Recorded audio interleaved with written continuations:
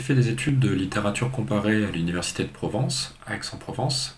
Et dans ce cadre, j'ai eu la chance de participer à la première promotion d'un parcours qui s'appelait Le Monde du Livre, qui avait pour but de croiser les approches littéraires, la sociologie de la littérature et du livre, avec le monde de l'édition à proprement parler. Et c'est dans ce cadre que j'ai commencé à m'orienter un peu plus vers ces réflexions autour de ce que signifiaient les littératures francophones, et de fil en aiguille, leur lieu d'édition. Et comme il y avait un stage à faire en Master 2, j'ai eu la chance de faire un stage au Cameroun, à l'Institut français, où j'ai fait une étude sur le marché du livre camerounais. À la suite de ce master, qui était dirigé par Joël Glaise,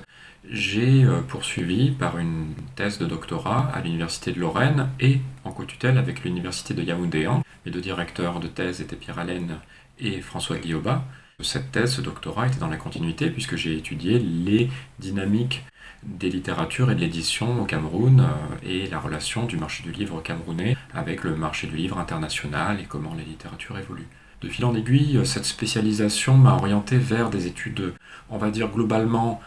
entre les sciences de la communication et la littérature et les littératures comparées.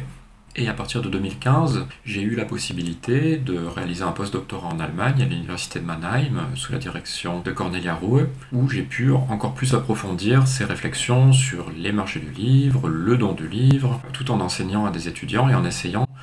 de leur faire découvrir toutes les différentes facettes que je pouvais percevoir de cette relation entre les littératures francophones, notamment africaines, et les marchés du livre, ou les lieux où ces littératures sont produites. Et ce doctorat s'est achevé en 2018. À partir de là, je me suis orienté beaucoup plus vers le milieu professionnel. Ce que je pourrais aussi ajouter, pour revenir sur mon expérience de recherche, c'est que quand je faisais ma thèse, j'ai financé ma thèse, non pas à partir d'une bourse, mais à partir de différents emplois. Donc il y avait des boulots un peu alimentaires, mais il y avait aussi des emplois qui ont été quelque part très utiles et professionnalisants pour moi, puisqu'ils m'ont permis aussi de développer un réseau, de collaborer déjà avec des éditeurs, avec des libraires, avec des diffuseurs, et en fait